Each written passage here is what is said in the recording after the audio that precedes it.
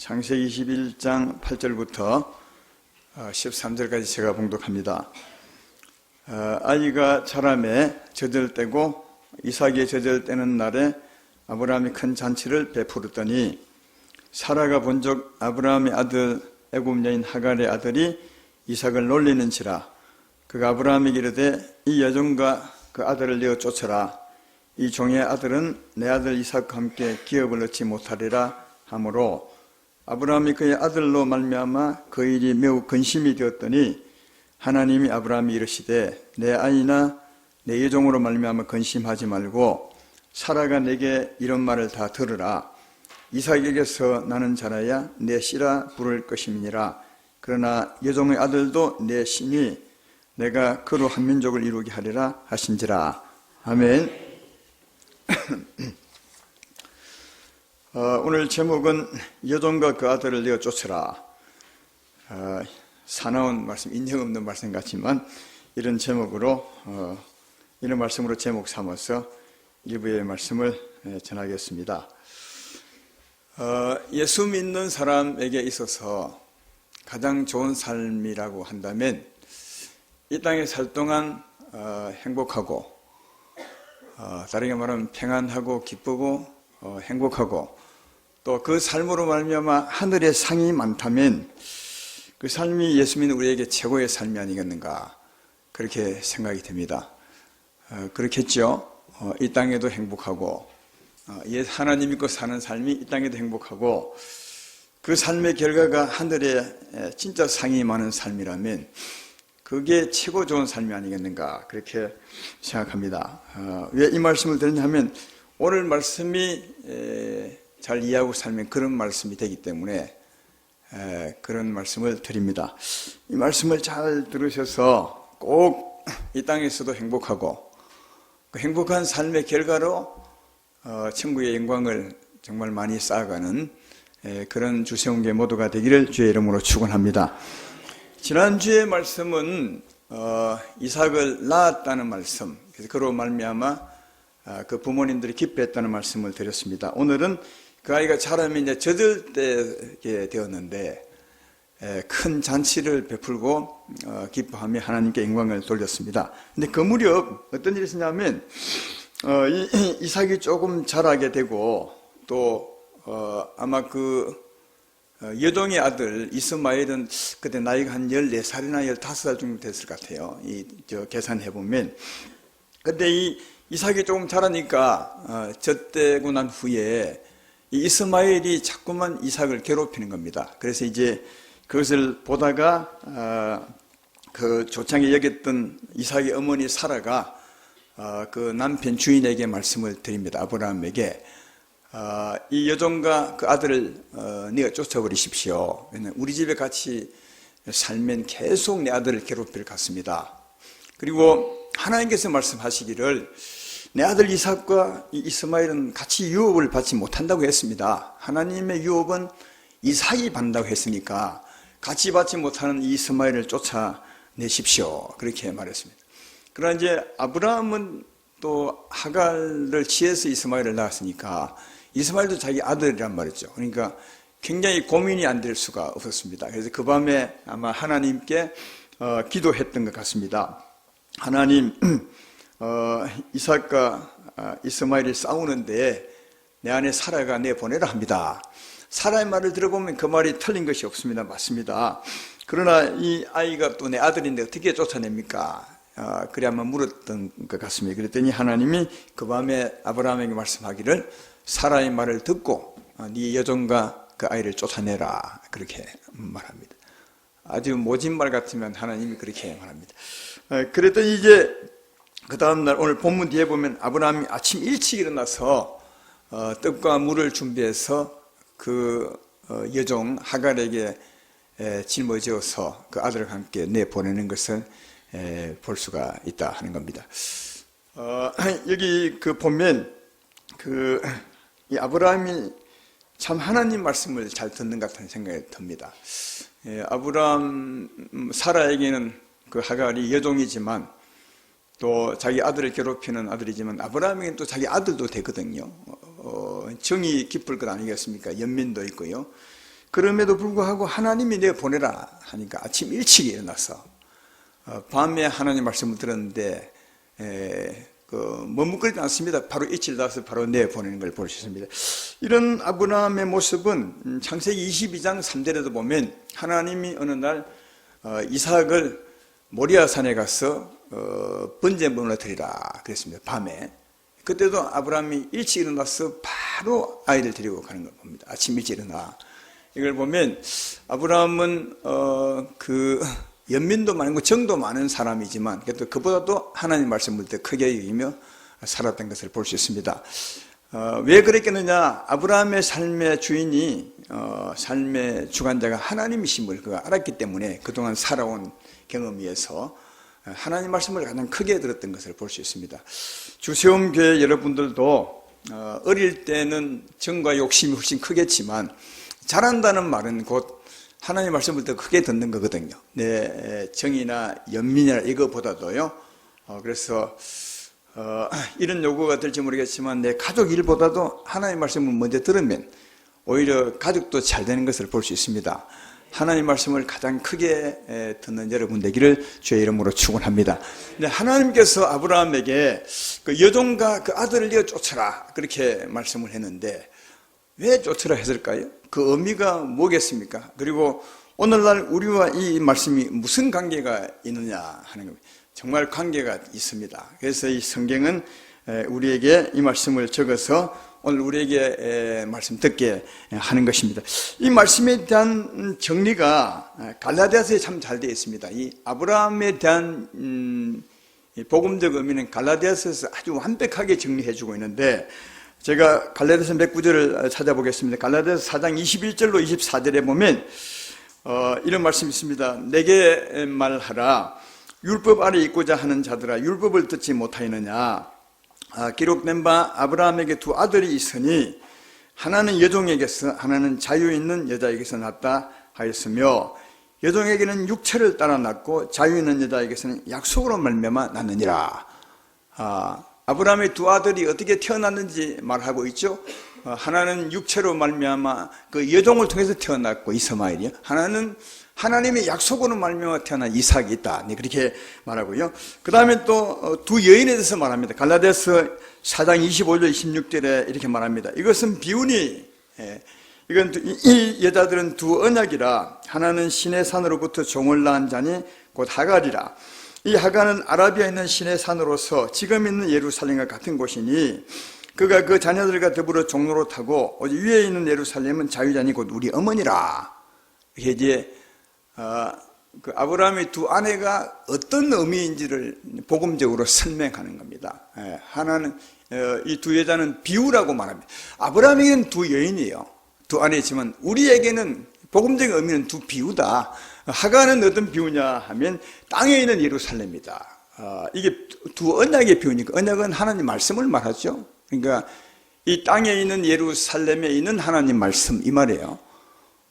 땅에 있는 하나님 말씀 그건 그 말씀 어떻게 기록됐습니까? 전에는 이제 종이가 없으니까 돌판에 기록되었어요. 그러니까 돌판에 기록된 하나님 말씀 율법을 의미하는 것이고 그 다음 위에 있는 예루살렘 이게 진짜 하나님의 성전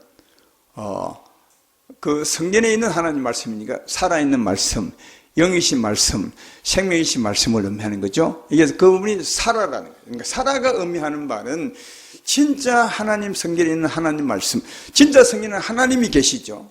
영이요 생명이신 말씀을 의미한다. 사라가 말이죠. 그렇게 말하고 있습니다. 오늘날 보면 그러면 사라는 어떤 거겠습니까? 오늘날은 그때는 돌판에 기록된 말씀이죠. 오늘날은 책에 기록된 말씀 이 율법을 말씀하는 거고 그러면 진짜 하늘에 기록된 말씀 사라가 의미하는 말씀은 어디 계십니까? 하늘에 계실까요? 진짜 하나님 어디 계시지? 하늘에 계시지만 우리 영혼이 하나님의 성경에 진짜 성전이죠. 여기 안에 영이요 생명이신 말씀이 있습니다. 성령이 와 여기 보면 그는 우리 어머니라 말하는데 어머니는 생명을 낳아서 우리를 하나님의 자녀되게 한 자죠. 그러면 우리에게 생명을 주어 자녀되게 한 우리 어머니는 어디 계십니까? 여러분의 영에 있습니다. 이 성령 하나님은 우리의 안에 와 있어요. 영이요 생명이신 살아계신 말씀이신 하나님은 진짜 성전 예루살렘 위에 있는 예루살렘 우리 안에 여러분의 어머니가 여러분 안에 계십니다. 성령 하나님 계시죠? 그러니까 이분을 말씀하는 거예요. 그러니까 여기 이 책에 기록된 말씀이 하갈이라면 우리 안에 있는 생명의 하나님은 누구라고요? 사라라는 거예요. 이런 의미에서 이 말씀을 잘 이해하면 이렇습니다. 아브라함이 하갈을 취해서 이스마엘을 낳았다는 말은 무슨 말이냐? 근데 그때 낳았을 때 이 성경이 확실히 말씀해 주게 있는데 아브라함이 자기 육체를 따라, 그러니까 아브라함이 자기 육체를 따라서 하갈을 취해서 이스마엘을 낳았다 이 말이죠. 이것은 오늘날 무엇을 말씀하느냐? 우리가 아브라함 같은 우리가 우리 육체의 힘으로, 그죠? 이 말씀을 지키려고 예를 쓰는 게 뭐냐? 이게 아브라함이 하갈을 취해서 이스마엘을 낳는 삶을 사는 것이다. 그런 거죠. 그러니까 이게 구약의 성경은 이런 것을 설명하는 말씀이에요. 다시 말하거니와 아브라함이 하갈을 이스마엘을 낳은 것은 그도 육체의 힘으로, 오늘날 우리 육체의 힘으로 이 하나 기록된 말씀을 지켜보겠다고 애쓰는 삶, 이 삶의 열매가 이스마엘이다. 그런 뜻이고요. 또 아브라함이 사라를 취해서 이삭을 낳는데 그것은 오늘날 어떤 의미냐? 우리가 우리 안에 있는 하나님의 성령, 하나님의 생명, 하나님의 힘으로 하나님 말씀을 지키며 사는 삶을 의미하는 거다. 이 삶의 결과가 뭐라고? 이삭이라. 정말 이해되면 아멘 합시다. 이 삶을 설명하는 거예요. 아브라함에게는 두 여인이 맞아요. 자기 두 아내가 맞지만 그것이 의미하는 바는 뭐냐? 오늘날 아브라함이 하갈을 취해서 이스마엘을 낳는 것은 자기 육체의 힘으로 하나님 말씀을 지키는 삶을 사는 겁니다. 그 삶의 결과가 이스마엘이라면, 그리고 아브라함이 사라를 취해서, 이건 약속으로 된 거 아닙니까? 하나님이 아브라함에게 생명을 줘서 그 생명으로 이삭을 낳았으니까, 그건 오늘날 우리가 우리 안에 계신 하나님의 성령, 하나님의 생명, 영이신 말씀으로 하나님 말씀을 지키며 사는 것을 말한다. 이게 그 삶의 결과가 이삭이라. 그러니까 이 큰 차이는 아주 간단합니다. 내 육체의 소욕으로, 육체의 힘으로 사느냐, 아니면 하나님의 성령으로 사느냐, 이 차이라는 거예요.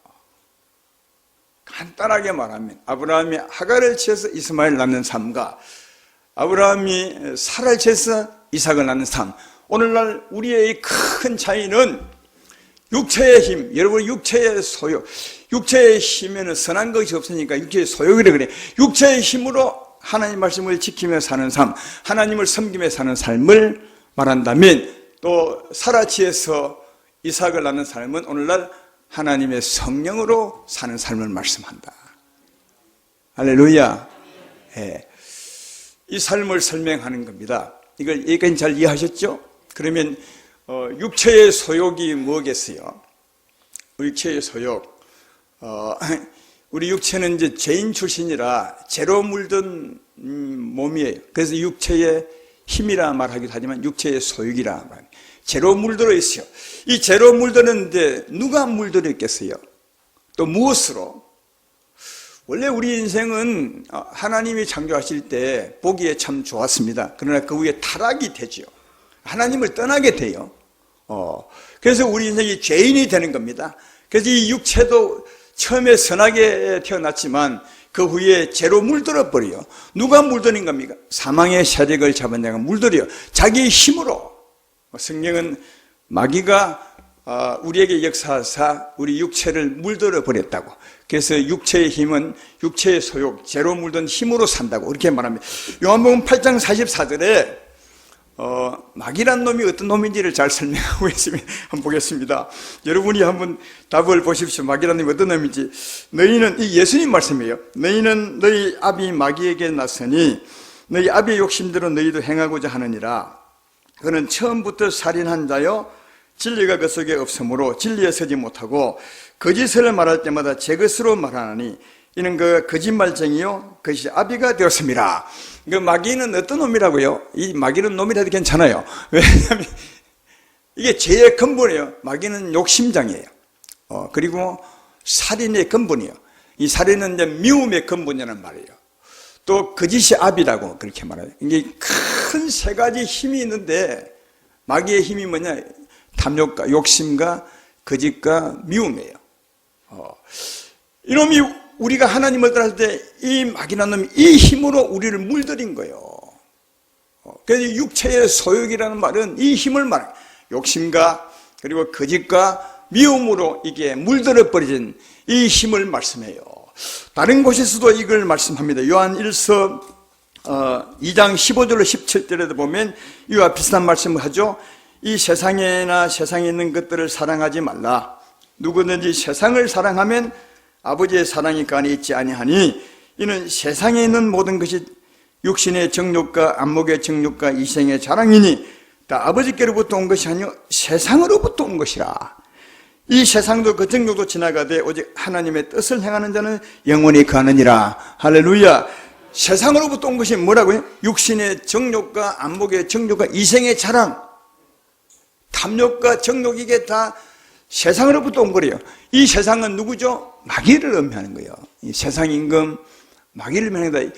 지금 보이는 저 세상을 말하는 것이 아니에요. 여러분, 이게 육신의 정욕과 안목의 정욕과 이생의 자랑이 저 산에서 왔습니까? 아니면 내서 운동장에서 왔습니까? 여기 온 것이 아니라 세상에서, 이 세상은 살아있는 존재를 그러니까 세상의 임금 마귀로부터 온 것임을 알 수 있어요. 그래서 마귀가 우리에게 이 육신을 죄로 물들어 버렸어요. 또 더 직접적인 표현이 있는데 골로새서 3장 5절에 보면 이렇게 말합니다. 그러므로 땅에 있는 지체를 죽이라. 여기 땅에 있는 지체는 육체를 말해요. 음란과 부정과 사욕과 악한 정욕과 탐심이니 탐심 우상 숭배니라. 그러니까 이게 사망의 세력을 잡은 자가 탐욕과 음욕과 거짓과 불의, 이로 우리 이 육신을 물들어 버리. 이 육체의 소유를 해요. 이 사람의 육체의 소욕, 육체의 힘은 선한 것이 없어요. 왜? 이미 죄로 물들었으니까. 자, 이런 육체의 소욕으로 하나님 말씀을 지킬 수 있겠어요? 없겠어요? 다시 말해, 하나님을 섬길 수 있겠어요? 없겠어요? 크게 대답하소. 전혀 없어요. 육체에는 선한 것이 없어서 하나님을 절대로 섬길 수 없어요. 다시 말해, 하나님 말씀을 지킬 수 없어요. 로마서 8장 7절로 8절에 그 말 하지 않습니까? 육신의 생각은 하나님과 원수가 되나니 이는 하나님의 법에 굴복하지 아니할 뿐 아니라 할 수도 없습니다. 육신에 있는 것들은 하나님을 기쁘시게 할 수 없느니라. 절대로 없어요. 우리 인생의 육체의 힘으로는 하나님 말씀을 절대로 지킬 수 없어요. 하나님을 섬길 수 없어요. 아무리 애써도 섬길 수 없어요. 애쓸수록 더 못 섬겨요. 이런 걸 확실히 알아야 예수님을 진짜 잘 믿는 사람이 돼요. 바르게 사는 사람이 되고, 이걸 모르니까 엉뚱하게 살면서 엉뚱한 말을 해요. 전혀 하나님을 섬길 수 없어요. 그러면 육체의 소욕으로 산 삶의 열매, 그 결과는 어떤 것이겠어요? 전혀 선한 것이 없어요. 이 육체의 삶의 열매를 갈라디아서 5장 19절 20절에 21절에 잘 말해요. 이렇게 말해요. 육체의 일은 분명하니 음행과 더러운 것과 호색과 우상숭배와 주술과 원수 맺는 것과 분쟁과 시기와 분냉과 당짓는 것, 이단함과 분열함과 투기와 술취함과 방탕과 그와 같은 것들 너무 많아서 맨 뒤에 그와 같은 것에 껌맸어요. 엄청 많아요. 그러니까 마귀가 우리에게 탐욕과 정욕과 그리고 거짓과 미움으로 물들어 버렸으니까 이 육체의 힘으로는 살면 살수록 싸우고 분열하고 이단하고 술 취하고 방탕하는 삶을 산 그런 삶의 열매를 맺는데요. 이해가 되겠죠? 여러분, 이 삶이 뭘 말하냐? 아브라함이 하간을 취해서 이스마엘을 낳았는데 그 이스마엘에 낸 그 열매 결과가 이걸 말하는 거예요. 우리가 오늘날 우리 육체의 힘으로 하나님 말씀을 지켜보겠다 애를 쓰는 거예요. 하나님을 섬기겠다고. 그 삶의 열매는 선한 것이 아니라 이런 거라고요. 근데 이게 조금 전에 육체의 이런 분명하니 이걸 몇 가지로 줄여보면 음탕하는 거예요. 아주 악한 거예요. 그리고 주로 싸우고 분열하고 다투는 거예요. 술 취하고. 근데 이 모습이 이스마엘과 너무너무 닮았어요. 여러분, 이스마엘이 어떤 사람인지 아십니까? 성경은 그래서 이스마엘의 설명을 잘해요. 오늘 본문 뒤에 보면 한 장 넘겨보시면 20절에 이스마엘을 이렇게 말해요. 하나님이 그 아이와 함께 계시며 그가 장성하게 광야에서 거주하는 하며 활 쏘는 자가 되었더라. 싸움꾼이 돼요. 싸움꾼이 될 뿐 아니라 창세기 16장 12절에는 이스마엘을 이렇게 설명해요. 이스마엘이 태어날 때 그를 설명하는 겁니다. 그가 사람 중에 들나귀같이 되리니 그의 손이 모든 사람을 치겠고 모든 사람의 손이 그를 칠지며 그가 모든 형제와 대항해서 살리라. 이놈이 완전히 싸움꾼이요. 들나귀죠. 들나귀는 길들이지 않는 짐승, 거칠고 호전적이고 아주 악한 존재가 이 들나귀를 드러낸 거예요. 그죠? 그러면 이걸 무슨 의미합니까? 그러니까 육체의 소욕을 따라 사는 삶의 열매, 다 악하고 싸우고 하죠. 그러니까 아브라함이 하갈을 취해서 이스마엘 낳는데 그 이스마엘이 뭘 의미하느냐? 오늘날 육체의 소욕을 따라 사는 삶의 열매를 말하는 거예요. 예. 아까 육체의 이런 현저하니 그 많은 열매들과 이스마엘이 너무 닮았어요. 그래서 이스마엘은 곧 육체의 소욕을 따라 산 삶의 열매를 의미하는 거다. 제발 이되면 아멘 합시다. 그러면 성령으로 산 삶의 열매, 다시 말하면 아브라함이 사라쳐 이삭을 낳았는데 이건 오늘날 우리가 성령으로 말미암아 사는 삶의 열매를 말하죠. 성령의 열매는 무엇입니까? 갈라디아서 5장 21, 23절에 설명도 안 해요. 오직 성령의 열매는 사랑과 희락과 화평과 오래 참음과 자비와 양성과 충성과 온유와 절제니 이 같은 것들 금지할 범위 없느니라. 아브라함이 사라를 쳐서 이삭을 낳았어요. 이삭의 뜻이 뭐죠? 지난주에 했는데 모릅니까? 내가 가르쳐줄게요. 이삭은 웃음이에요. 웃음을 다르게 하면 기쁨이, 즐거움이죠. 그러면 여기 성령의 열매, 사랑과 희락과 화평과 오래 참음과 자비와 양성과 충성, 온유와 절제, 이게 슬픔입니까? 기쁨입니까? 기쁨이에요. 그러니까 아브라함이 사라져서 이삭을 낳았다는 말은 오늘날 성령의 삶은 기쁨이라는 거예요. 이걸 설명해 주고 있는 거다. 여러분, 구약의 이 얘기는 전부 오늘날 진짜를 설명해 주고 있는 거다. 할렐루야. 그러므로 여러분이 결론을 내보십시오. 아브라함이 하갈을 쳐서 이스마엘을 낳듯이 살기 원합니까? 다시 말해 육체의 소욕을 따라 살기 원하십니까? 아니면 아브라함이 사라를 쳐서 이삭을 낳듯이 우리가 성령의 은혜를 제해서 살기를 원하십니까? 어떤 삶을 원하십니까? 우리 스스로 결론을 내야 육체의 소욕을 따라 살지 아니하고 성령을 따라 살아야 되겠구나. 이 스스로 깨달아 이게 진짜 자기 것이 되는 거예요. 여러분이 결론 내보십시오. 육체의 소욕을 따라 삶으로 많은 죄의 열매를 맺는 삶을 살기 원하십니까? 아니면 성령으로 말미암아 생명의 열매 맺는 삶을 살기 원하십니까? 사랑과 희락과 화평의 열매 맺는 삶을 살기 원하십니까? 당연한 거 아니겠습니까? 마땅히 성경은 말하기를 육체의 소욕을 따라 제 열매 맺는 삶을 살지 말고 성령으로 말미암아 생명의 열매 맺는 삶을 살라고 말합니다. 할렐루야. 이런 삶을 사시기를 주의 이름으로 축원합니다. 왜 이런 삶을 살아야 되느냐도 성경이 확실히 말해요. 아까 읽었던 갈라디아서 말씀 중에 갈라디아서 5장 19, 21절에 여러분이 좀 놓친 게 하나 있어요. 제가 한 번 더 읽어볼 테니까. 갈라디아서 5장 19, 21절에 보면 육체의 일은 분명하니 음행과 더러운 것과 호색과 우상 숭배와 주술과 원수 맺는 것과 분쟁과 시기와 분냉과 당짓는 것과 분열함과 이단과 투기와 술취함과 방탕과 또 그와 같은 것들. 그 다음에 전에 너에게 경장같이 경계하노니 이런 일을 하는 자들은 하나님의 나라를 유업으로 받지 못한다는 거예요. 다시 말해 그런 삶의 결과는 하늘에 상이 없다는 거예요. 육체의 소욕으로 산 삶의 결과는 이스마엘은 결코 유업이 없다는 거예요. 상이 없는 거다. 우리는 하늘의 영광을 위해 사는 사람 아니겠습니까? 이 땅은 좀 힘들고 어려울지라도 내가 하나님을 사랑함으로 살아감으로 언젠가 주님 앞에서 영광스러운 모습을 찾으리라. 이걸 위해 사는 거 아니겠습니까? 근데 이스마엘을 낳는 삶, 육체의 소욕을 따라 사는 삶은 하늘의 상이 유업이 없다. 그런 삶을 살면 그러면 아브라함이 사라를 통해서 이삭을 낳듯이 성령으로 말미암아 산 삶은 유업이 있겠어요? 유업이 있습니다. 성령으로 살아 산 삶은 상이 있는 거예요. 그래서 갈라디아서 그 뒤에 보면 이렇게 말합니다. 갈라디아서 6장 7절로 8절에 이렇게 말합니다. 스스로 속이지 말라. 하나님 업신여김을 받지 않으니. 그 다음에 사람이 무엇으로 심든지 그대로 거두리라.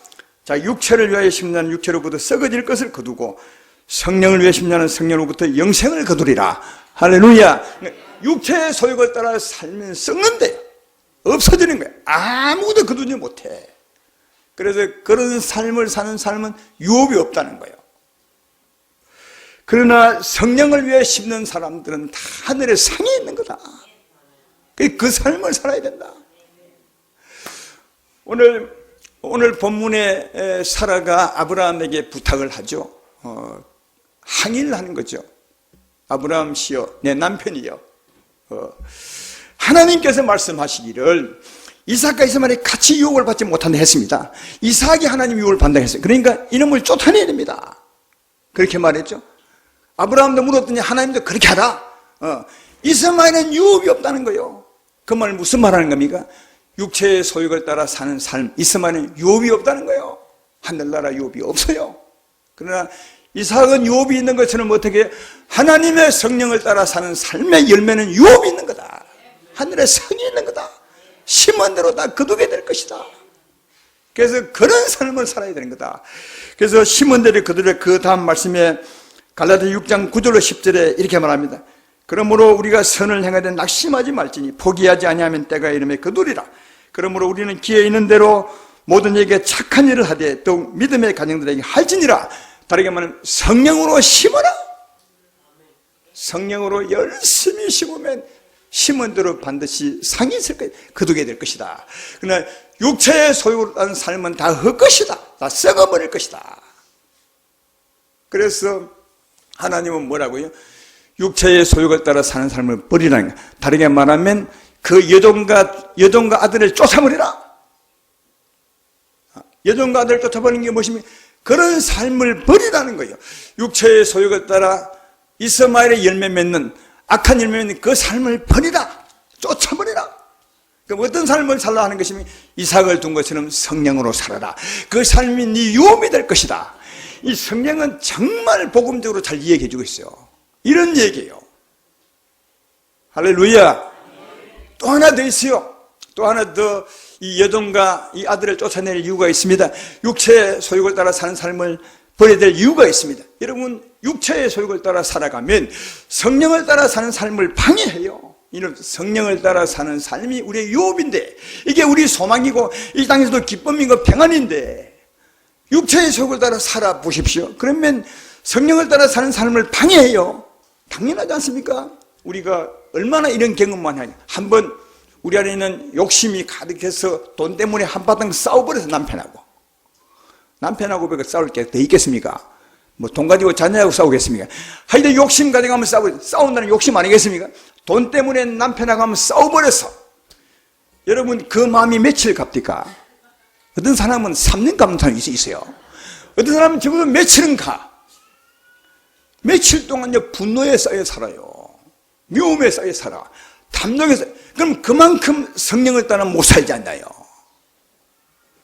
예. 그러니까 육체의 소욕을 따라 살면 그 삶의 열매가 성령을 따라 사는 삶을 방해해. 아까 이스마엘이 자꾸 이삭을 건드리는 거예요. 한 집에 살면요. 한 집에 살면 건드려. 이 말은 아브라함에겐 두 아들이지만 우리 같으면요. 두 마음이 우리 안에 있는 거예요. 네. 육체의 소욕을 따라 때때로 살기도 하고 때때로 성령을 따라 살기도 해. 이 두 마음이 여러분 안에 있죠. 이 두 개가 하면 틀림없이 여러분 안에 있을 거라. 여러분 이 두 개 중에 어느 걸 많이 삽니까? 성령을 따라 많이 삽니까? 육체의 소욕을 따라 많이 삽니까? 신고해요. 한번 얘기해. 대부분은 다 육체의 소욕을 따라 많이 살 것 같아. 이 살면 육체의 소욕, 우리는 한 마음이기 때문에 육체의 소욕이 나를 한번 붙들어 버리면 이게 몇 시간 가. 몇 시간 갈 동안 성령은 꼼짝을 못해. 이스마엘이 이삭을 괴롭히는 거죠. 꼼짝 못하는 거예요. 그 얘기하고 있는 거다. 얼마나 힘들어요. 이걸 쫓아버려야 돼. 이런 삶을 버리셔야 돼. 그래야 비록 이상만 키울 수 있는 거예요. 성령으로 사는 삶만 살 수 있는 거예요. 그러면 얼마나 많은 세월 동안, 얼마나 많은 시간 동안 유업을 쌓는 삶을 살겠으며, 이삭이 뭐라고 해요? 기쁨이 얼마나 즐거운 삶을 살겠냐. 그러나 이 두 가지가 공존하면 우리 안에서 때때로는 육체의 소욕을 따라 살고 때때로는 성령을 따라 살고 하면 매일 싸우는 거예요. 갈등에. 이걸 무슨 비유로 설명할까 내가 생각하다가 이러면 되겠구나. 이러면 어느 밭에 우리 마음밭, 우리 여러분 마음밭에 사랑의 나무도 있고 희락의 나무도 있고 오래 참는 나무도 있고 충성과 자비의 나무도 있어. 잘 자라. 꽃이 피고 있어. 그런데 거기요 다른 게 없으면 좋을 텐데 잡초도 있어. 시기와 질투와 분냉과 싸움과 투기와 잡초도 있어. 잡초가 더 많아. 그럼 어떻게 되겠습니까? 잡초가 더 많으면, 여러분 농사지어봐도 알거라. 잡초가 많으면 곡식이 제대로 안 자라. 왜? 기운을 빼앗기니까. 한번 상상을 해봐. 우리 마음밭이 그런 곳이요, 성령으로 말미암아 이미 사랑의 나무, 꽃나무가, 아름다운 과일나무가 지금 솟아나고 있어. 사랑의 나무, 희락의 나무, 기쁨의 나무 잘 자라고 있는데, 그러나 그것만 자라면 참 좋겠지만 우리 안에서 뭐라고요? 육체의 소욕을 따른 삶의 열매도 있어. 온갖 잡초가 막 얽혀 있으면요, 잡초가 더 많으면 곡식이 안 자라. 어떻게 하면 곡식이 잘 자라느냐? 잡초를 다 뽑아버려야 돼. 뽑아버리고 뭐래요? 곡식만 키워야 돼. 이게 농사짓는 지혜 아닙니까? 우리 마음밭이 그래. 여러분 마음밭은 지금 어떠십니까? 잡초가 많이 우거졌습니까? 아니면 생명나무가 많이 잘 자라고 있는 것입니까? 틀림없이 두 가지 있어. 근데 하나님 말이에요. 잡초를 다 뽑아버리라. 그 여종과 그 아들을 내어 쫓아버리라. 이삭만 키우라. 사라와 이삭만 집에 두라. 이 말은 성령의 은혜로, 우리 안에 있는 하나님의 은혜로 성령으로 말미암아 네가 산다면 이삭을 잘 키우게 될 것이다. 그게 하늘의 상이다. 이렇게 우리에게 말씀하고 있습니다. 오늘 말씀 듣고 여러분이 결론 내셔야 돼. 내가 그래도 잡초를 좀 키워야지. 잡초도 키워야지. 잡초도 불쌍한데 하갈도 키워야지. 이스마엘도 키우고 이삭도 키우고. 여러분 생각이죠. 두 가지 다 밭에 씹어 놓으면 절대로 같이 안 가요. 시골 가면 부지런한 사람들은 밭에 가서 늘 잡초를 뽑아. 곡식이 잘 자라. 게으른 사람은 잡초 막 우거지게 두죠. 그러면 곡식이 안 돼. 왜? 곡식의 기운이 잡초에게 빼앗겨버려. 잡초가 훨씬 더 강합니다. 하나님이 이 말을 하고 있는 거예요. 두 집에, 아브라함의 집에 두 여인과 두 아들을 둘 수 없다는 거예요. 왜? 유업받을 이삭이 상한다는 거예요. 이건 오늘 우리에 대한 얘기입니다. 할렐루야. 그러면 육체를 따라, 육체의 소욕을 따라 사는 삶을 버리라는 거예요. 어떤 삶을 성령의 은혜로 살라는 거예요. 그러면 생각해봐요. 우리 안에 육체의 소욕은 버리고 성령의 은혜로 살아야 될 텐데 어떻게 여러분이 무슨 재주로 살겠어?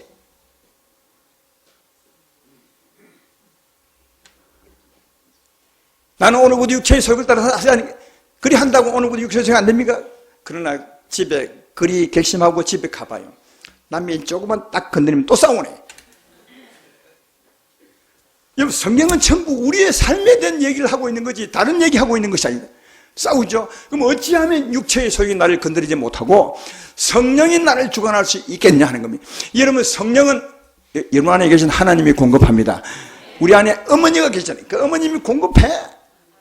그래서 우리는 이 어머니를 보고 성령을 내게 주십시오. 이게 성령의 은혜로 사는 거예요. 예. 사라의 저주를 먹고 이삭이 살듯이 그리 하는 겁니다. 예. 그러나 또 한편으로는 이 육체의 소욕은 밖에서 사망이 또 공급해요. 신기합니다. 우리 안에 성령이 계신데 성령은 안에서 생명을 공급하고 또 육체의 소욕이 우리 육체를 건드리는데 밖에서 마귀가 또 공급을 해. 우리 마음이 전쟁터요. 그럼 어찌하면 육체의 소욕은 딱 차단하고 성령이 공급되게 하겠어? 이게 십자가요. 여러분 십자가 로마서 8장 6절로 7절 아니 6장 6절로 7절을 보십시오. 로마서 6장 6절로 7절에 보면 많이 알죠. 잘 봐요. 우리가 알거니와 우리의 사람 예수와 함께 십자가에 못 박힌 것은 제 몸이 죽어 다시는 우리가 죄에게 종로로 사지 아니하냐 함이니 이는 죽은 자가 죄에서 벗어나 의롭다함을 얻었음이니라. 할렐루야. 십자가 믿을 때 내가 죽었음을 믿는 거예요. 십자가와 함께. 그때 죽은 자가 죄에서 벗어나 의롭다함을 얻어요. 이때 누가 사망이 절대로 우리에게 힘을 공급 못해. 사망이 공급하지 못하고 그다음 누가 우리에게 힘을 공급하면 하나님의 성령이 힘을 공급해. 그러면 십자가 믿음을 통해서 사망은 차단하고 하나님의 성령 공급하는 거예요. 그래서 예수의 십자가가 진짜 중요해. 십자가 믿으셔야 돼요. 십자가. 여러분 오늘 말씀의 결론은 그거잖아요. 그래 육체의 소유가 나를 건드리지 못하게 하고 성령이 나를 주관하게 하셔야 돼. 이게 우리 소망인데 어떻게 성령만 우리를 주관하느냐. 십자가 믿는 거예요. 우리가 알거니와 우리의 사람이 예수와 함께 십자가에 못 박힌 것은 죄 몸이 죽어 다시는 죄에게 종로로 타지 아니하니 다시는 죄가 건들지 못하게 함이니 다시는 사망의 날을 건들지 못하게 함이니 이는 죽은 자가 죄에서 벗어나 의롭다함을 얻었음이니라. 이 죄의 몸이 죽었음을 믿을 때 주와 함께 그때 죄가 나를 건드리지 못하는 거예요. 사망이 나를 건드리지 못하는 거예요. 할렐루야. 그럼 누가 건드려요? 성령이 역사하는 거예요. 그래서 십자가 믿음으로 우리 안에 계신 성령을 의지하게 되면 생명의 샘이 솟아나 우리에게 생명을 공급합니다. 사랑을 공급합니다. 은혜를 공급합니다. 할렐루야. 그때 우리는 진짜 평안을 느끼고 기쁨을 느끼고 그 기쁨으로 정말 기쁨의 삶을 살아갈 수 있습니다. 이삭을 낳는 삶을 살아갈 수가 있습니다. 이해되십니까? 그러면 이 땅에서도 진짜 행복하고 기쁘고 그 삶의 결과가 영광이니까 하늘에 영광이 있는 거다. 이게 최고의 삶입니다. 이 말씀 크게 들으십시오. 하나님은 아브라함과 사라에게 그 여종과 하갈, 여종과 그 아들을 쫓아내라. 이 말은 육체와 그 소욕을 버려라. 그리고 성령을 의지해서 살아라. 그 삶이 내 행복이라고 말씀해 주고 있으니 이런 삶을 사실은 우리 모두가 되기를 주의 이름으로 축원합니다.